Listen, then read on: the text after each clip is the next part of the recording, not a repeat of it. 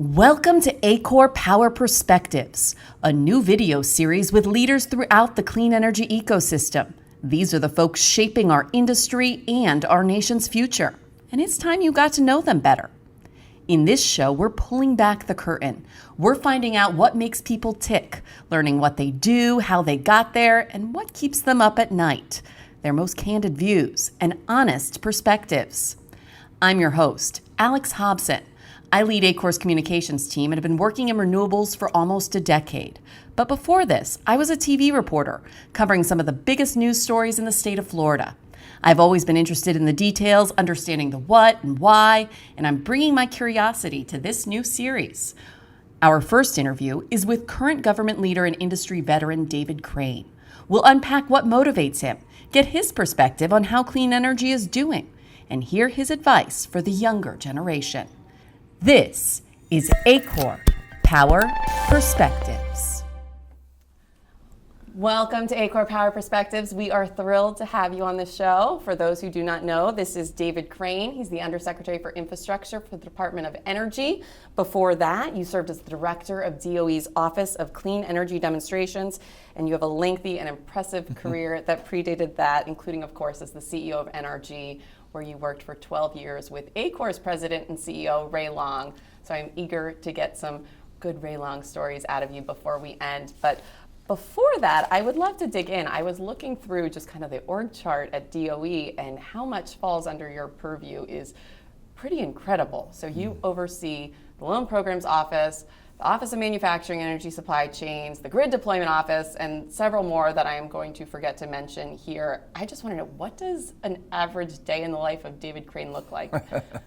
Well, first of all, it's great to be here, and Alex, it's great to see you, and it's great, and thank you for all that ACORE does, because organizations like ACORE are extremely important that we succeed in our mission. And to your point, yes, the Undersecretariat for Infrastructure, which is new, it was created as a new vertical as a result of the bipartisan infrastructure law. It has quite a broad mandate, 8 program offices, you listed several of them, but covering several emerging technologies. We also have a couple program offices that do very specialized things, like the Office of Indian Energy.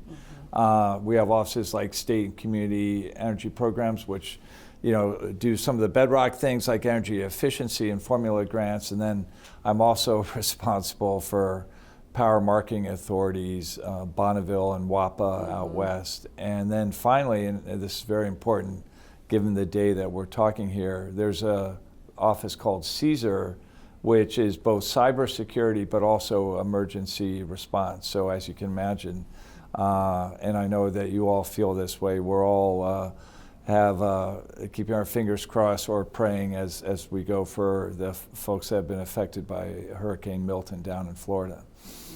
Yeah. I grew up in Florida. It's devastating to see areas like the Trop without a roof. It really emphasizes why those of us who work in the decarbonization fields do what we do.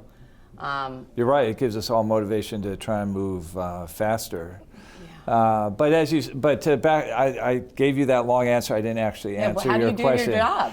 So, first of all, I have a very capable staff. The whole thing, it's a team game. That very much applies. We have 1,900 people, I believe, across the program offices, leaving aside the power marketing authorities. And the great thing about what's going on now is that everyone's aligned. I mean, we all see we all know what we're aiming for, and we know the importance of the mission. So you have 1,900 people working for you to get the job done.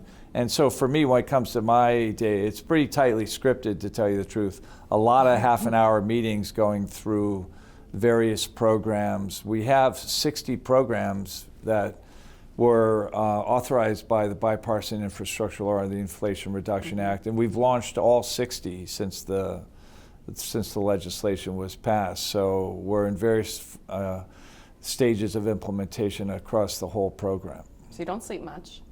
No, I don't. That's true. I once heard you say that you never expected to go into government. I guess what changed your mindset there?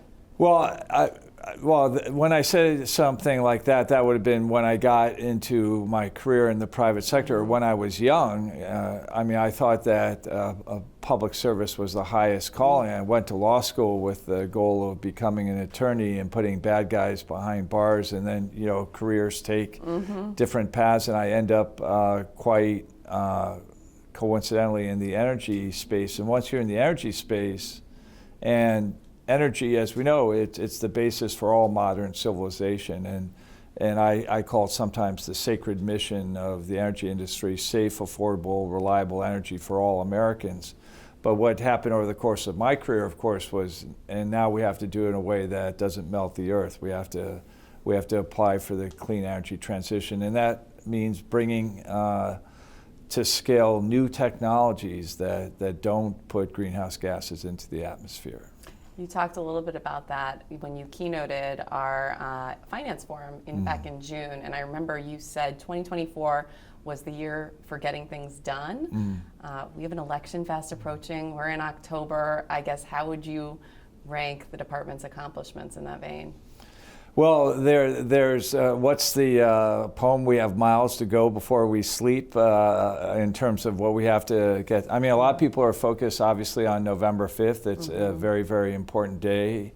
But the administration actually goes until January 20th, and so we tend to use the end of the calendar year as a end post when we really mean January 20th. And we're on track to have the vast majority of the money that we've got on the grant side, at least 75% contracted, another chunk of it selected.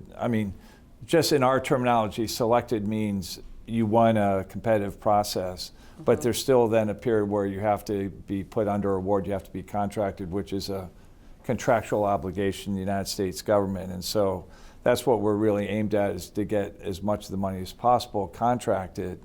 And I think we're very much on track for that. And it's been a Herculean effort.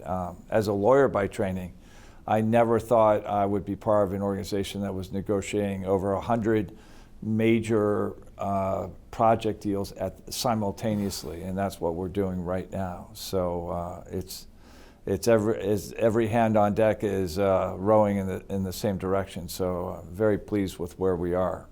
You kind of touched on this when you're talking about the process of how the funding is awarded. It could be a very complex, is probably putting it kind, process for those who aren't used to how to navigate getting federal funding and navigating all the steps. Do you have advice? Because there are a lot of companies that are going to be listening that want to engage and just might not know exactly how. I'd be interested in any kind of advice. Well, it's interesting. I think there's a lot of evolution. Actually, when I was CEO of NRG, which was a $10 billion company, and we wanted to do some wind and solar for the Department of Defense, and I remember this was around 2012, going down to the Pentagon and just walking out of there with my colleagues and say, we'll never understand how you do procurement with the Pentagon. We were a $10 billion company, and obviously now we've got much smaller companies. And so what I would say to your listeners, first of all, is that I could give you a list. There are a lot of small companies that have succeeded with us, and that the main thing is don't be intimidated. Most of the information that you need is right on the website of the DOE and the various program offices. It's laid out for you. And obviously, when we're running programs, on one hand, we have major incumbents, major utilities, oil companies, big renewable companies that are succeeding at this end. Then we have startups at the other end. But we have these programs like for rural and remote communities, and we've tried to make everything accessible. So the application form for some of these smaller prizes to rural and remote communities bears no resemblance for what we asked for when we're trying to award a $1 billion hydrogen hub. No, that's helpful to know, and I know that you guys have resources on the website too to kind of walk through and walk through the process. Well, we're here at the Grid Forum now, so I'd be remiss to not bring up transmission. The Grid Deployment Office last week issued a big national transmission planning study that really reinforced how much more transmission we need to build. Yet permitting these projects is still a very lengthy process. Do you have any insights into how that research is being utilized or landed with members of Congress? Well, I was with you till the last couple words about how it's being landed with member of Congress. I would say, without putting too fine a point on it, is that we support permitting reform at the Department of Energy. I'm sure there are people within the Department of Energy that are more familiar with nuances of it, but just over in my part of the department, I just say we support it, and I can attest to the fact, I mean, historically permitting reform has been controversial with folks that are on the progressive side of the spectrum, but at this point, the permitting regime we have in place is definitely impacting clean energy projects and slowing them down in a way which I don't think is optimal for the energy future of the U.S. or the environmental future. So permitting reform is a good idea, but on the topic of transmission, progress has been made. Not only is our transmission office making the awards both for high voltage transmission lines using this TFP program, but these grid modernization awards, you know, the fact that we could get 50, 70 gigawatts more of capacity out of the existing lines without rights of way, because a lot of the permitting issues with transmission line is about the new right of way, of course. And even on the new right of way front, we've, under the previous legislation, we've started this thing called CTAP, which is, we call it a federal shot clock. I mean, it's where I think there's 7 federal agencies that are involved in permitting a interstate high voltage transmission line, and now they all have to work through us, and it's a 2-year, it's 2 years. It's supposed to, if it works the way it's laid out on paper, and this is untested so far, it'll be a maximum of 2 years for a process that's currently taking 5 to 10 years. And, you know, I don't even want to say 10 years is the limit on some. So we're getting after it, but there's a lot of work left to be done, and permitting reform would be welcome. The same day you guys released the study, you also awarded $1.5 billion, I believe it was, to 4 transmission projects. Yes. All 4 of them were ACORE member projects. How do you see that kind of incentive really helping to this point of speeding things along and getting these projects built?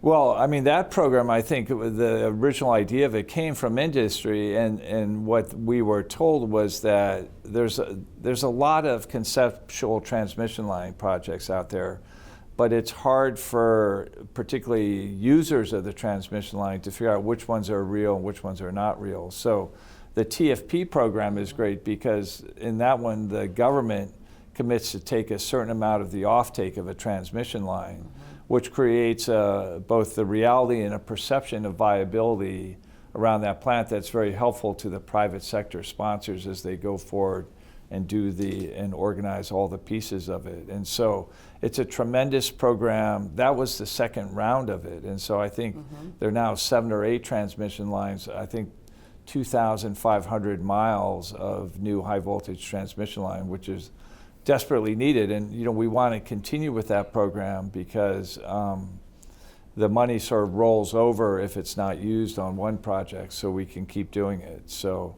it's one of the key tools in our tool chest. That's great.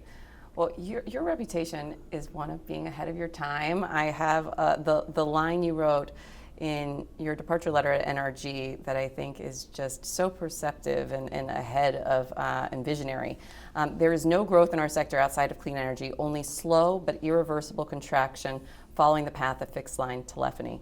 I love that. What motivated your changes then? What motivated your beliefs, I should say, then? And I guess just has that changed at all? That's a pretty good line. I think that is such a well-written. I think because I was unemployed by that point. I had plenty of time to conceive of that line. But I mean, and obviously where we are in the political cycle, questions are raised about. But if this trend towards the transition to the clean energy economy was irreversible when I said that in 2015, it's certainly irreversible as we sit here in 2024. No matter what happens in November, the speed of it may change, and that's may be different, and that's extremely important because we all know we're on the clock and we're behind. So I do think it's irreversible. The second part of the sense I actually would change a little bit now, because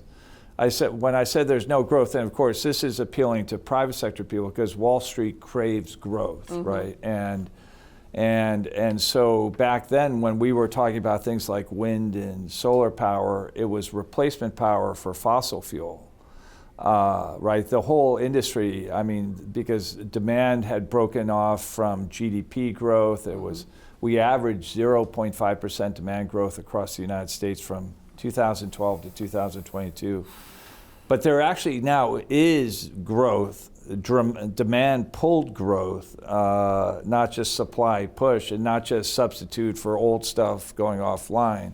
And so it's obviously important that we not only, as the old generation around the United States gets replaced by zero carbon sources, but this new demand, sort of 10x demand growth from 0.5% per year to 5% per year, and then interjected on top of that giant data centers, which will, as I like to say, we've suddenly turned the spigot on filling the bathtub of electricity demand, and while we're doing that, we're plopping these gallon jars, of water in it, which is, and so the fact that demand is also growing, of course, it creates more opportunity, but also, creates more urgency that we have to make sure all these solutions are zero carbon, or else we're just going to go backwards on the goal of getting to a zero carbon electricity sector by 2035 and a zero carbon economy, in the next decade after that.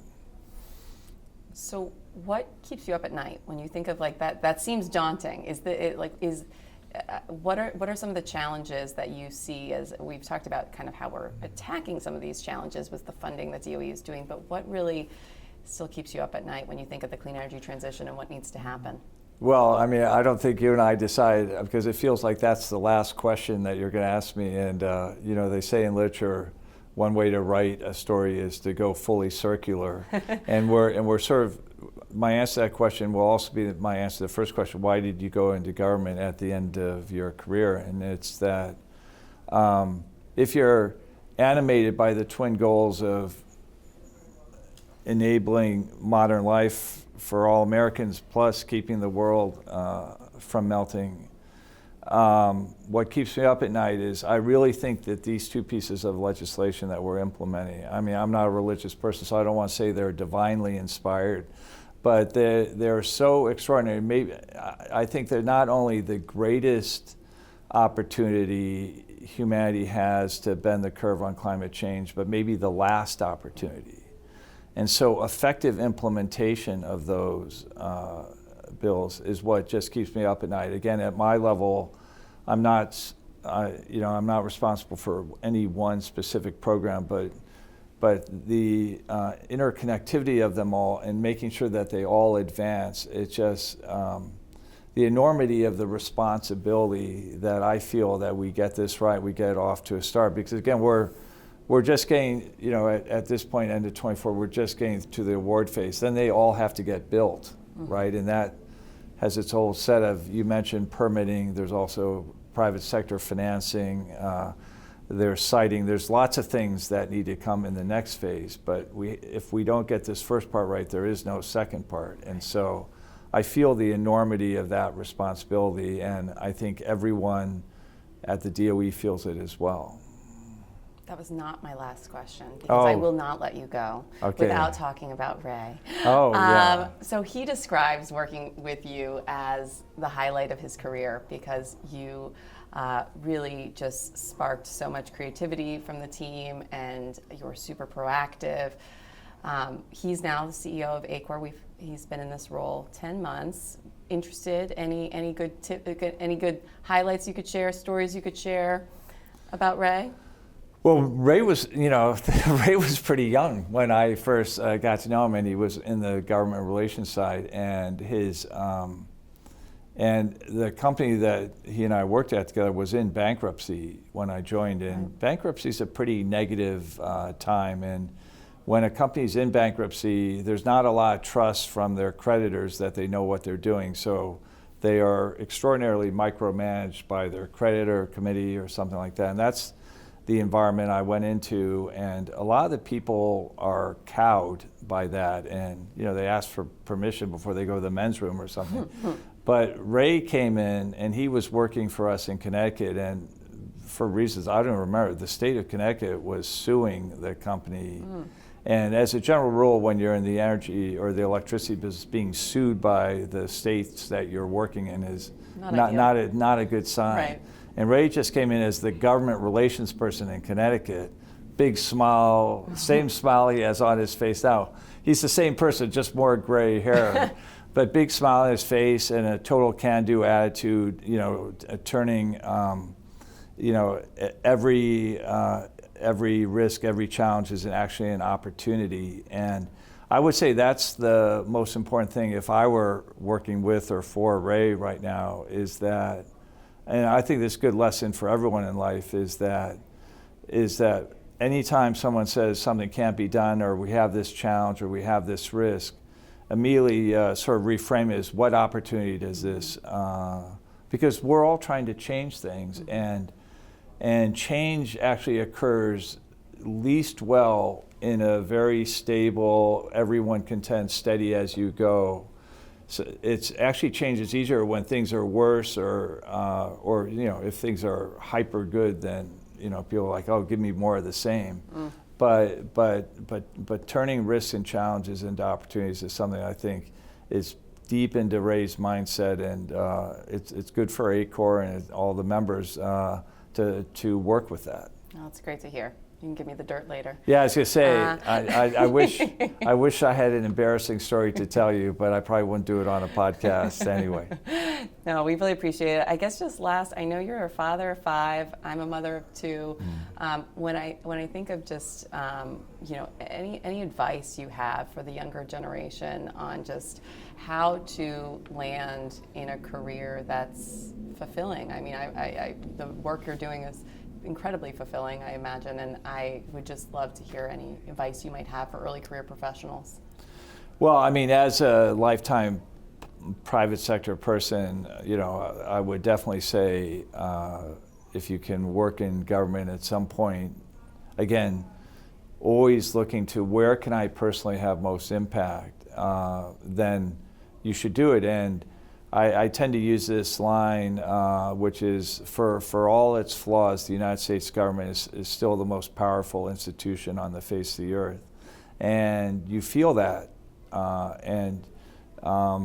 You're sure there's a bureaucracy that sometimes make you scratch your head, but you can have impact in government. But you also, energy is a private sector domain, sort of unique amongst infrastructure, not like highways or. And you can have tremendous impact in the private sector. You can have tremendous impact working for an environmental NGO at a university. What I would say to young people is be professionally impatient, and certainly when you think about what jobs you want to take, look at the institution and what it does as an institution, but also just look at what you personally are going to be doing, because we don't live in a world anymore where, okay, you start your career at age 22 or 23, and then, you're doing other people's bidding, and then by the time you're 40, you might be someone that other people are listening to. There's plenty of examples now of very high impact people in their 20s. So just don't be patient. You have the right to have an impact now, and I would say, if you're in this area, getting after climate change, as we all are, you have an obligation to just come in and lay it all on the line, but for a reason. Really appreciate your time today. Thank you so much for the insights, and I hope you have a good rest of the conference. Alex, it's great to talk to you, and again, on my behalf, thank ACORE for all they do to further the cause of the industry.